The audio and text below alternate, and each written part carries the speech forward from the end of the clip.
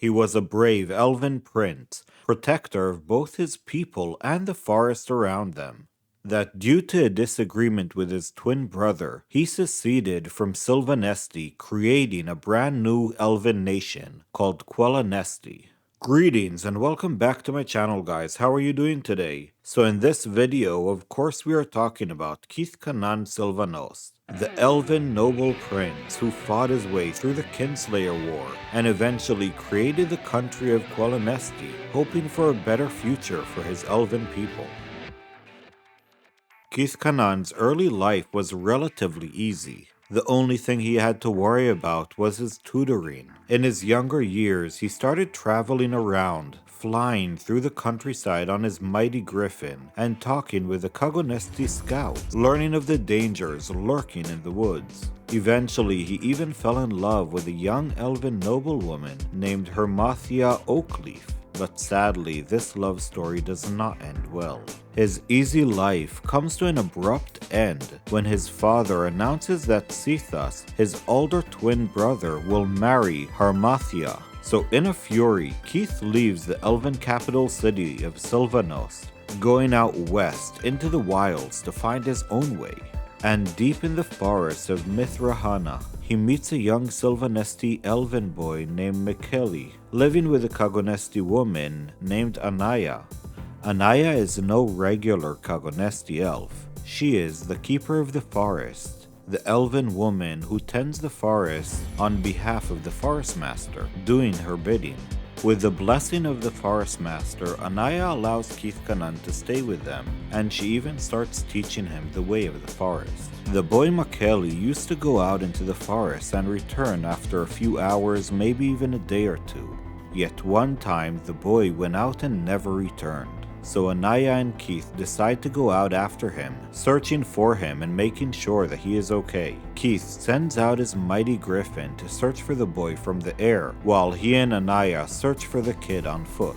While searching for the boy, they run into soldiers who are there cutting down the woods, working for the warlord Volturno. They discover that the warlord has captured Mikkeli and also his griffin. While they are stealthing, trying to gain access to the camp, they are attacked by a bunch of soldiers, where Anaya gets injured and Kith has to continue on alone. When he arrives at camp, the confident half-elf warlord challenges the young elf lord for a duel.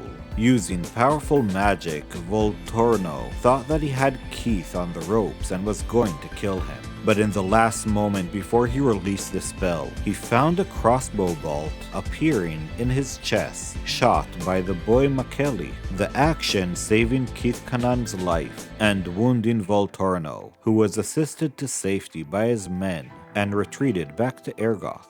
And in the capital city of Daltigoth, he reported the incident to his superiors, who had commissioned him to return back to the Sylvanesti forest and take care of Kith Kanan, Anaya, and the child. After this incident, Kith, Anaya, and Mikkeli return back to the grove, and they start their life together. Kith and Anaya fall in love and get married in the grove, and Anaya even becomes pregnant after a while. Sadly, the peace in their life is shattered as the warlord Volturno returns with his soldiers, finding the grove with Kith Kanan in it. They attack and subdue the prince, yet Anaya and Mikkeli manage to escape, and as nighttime falls, Anaya and Mikkeli systematically start killing off the soldiers one at a time. And finally, alone in the grove, the Qualinesti woman faces off against the warlord. Locked in epic combat, he manages to deliver a mortal blow to her, but as she falls, she drives her bone knife straight into his heart, killing him instantly. After the battle is won, Kith carries Anaya back to her sacred grove, where she sadly dies, and as she takes her final breath, her body starts turning into a tree, forever changing the name of the grove to Anaya's Grove, and becoming one with the forest forever. And as Kith Kanan is crying in grief next to her tree, her spirit appears to him, promising him that his child has not been lost, that he is still growing within her, and he will be born when the time is right. and following her death, Kith Kanan takes the child Makeli and returns back to Sylvanos, finding that things have changed there to the worst, and that the elven nation is hellbent on war with the Empire of Ergoth. Kith tells his father about what Volturno and the Empire of Ergoth have been doing to the west, and together with the dwarves of Thorbadin, they force the Empire of Ergoth to the table to talk about peace. The Empire agrees to stop attacking Qualinesti, and a peace deal is worked out between the three nations. After that though, Kith Kanan is nominated to the leader of the army by his brother Sithas, and at the prodding of his long-lost love Hermathia.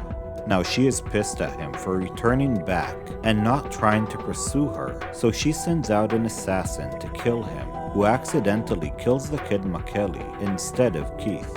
And after this tragedy, Keith throws himself into the task of arming his soldiers and preparing them for war, finally leaving the capital city and building the mighty city of Sithelbeck in the middle of the plains. Once the city is finally completed, he invites his father and the namesake of the city to come over and inspect their fortress. Upon his arrival, they decide to go out boar hunting. I wonder if Game of Thrones got inspiration from here. Anyway, a Ergothian hunter named Dremic assassinates the king. The peace treaty that Kith Kanan worked so hard to attain came to an end with one arrow. All-out war breaks out between the nation of Sylvanesti and the Ergothian Empire, and Kith Kanan, leading the army, was kept very busy. Originally, his soldiers were mainly Sylvanesti elves, and a few Kagonesti as scouts, but as the war dragged on, he had to start make alliances with the dwarves of Thorbadin, and even hire human mercenaries. During the long years of the war, Kith Kanan meets a human woman named Suzin, who was the lover of the leader of the Ergothian army, General Giarna, and over the course of the war, Kith and Suzin fall in love and get married, having 2 children, Verhana Kanan and Ulvian Kanan.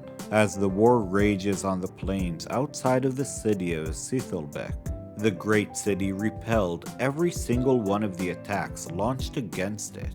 Yet in the final months of the war, the Ergothian Empire sent all its forces down on the city, and the Sylvanesti army marched out to meet them in battle. Yet something magnificent happens. A storm erupts across the plains, huge tornadoes sweeping the armies and lightning bolts firing everything. Fires that rage for days throughout the city, destroying both armies and the city itself, which is reduced to rubble. And this event brings the Kinslayer War to an end. And to this day, many people believe that the storms were created by the gods themselves, trying to stop the warring factions. Following the war, the nation signed the Sword Sheath Scroll, a peace treaty between the dwarves, elves, and human, in accord that is supposed to end the bloodshed. Kith Kanan then takes his people and moves west, deep into the forests of Mithranhana, and creating his own nation, which he calls Qualinesti.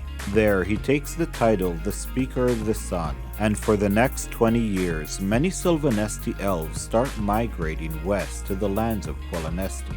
This migration deeply angers his brother, who stops his people from leaving, and communications between the brothers ends. In founding his nation, Kith Kanan outlaws slavery in all of his lands except for criminals who are caught by law, and they are taken to help build the new fortress, Hux Tarkas. As all of this creation and building of a new nation is happening, the unthinkable happens yet again. His son from Anaya is finally born in the grove, and at first people call him Green Hands due to the lack of a name. Yet Keith names him Silveran once he meets him.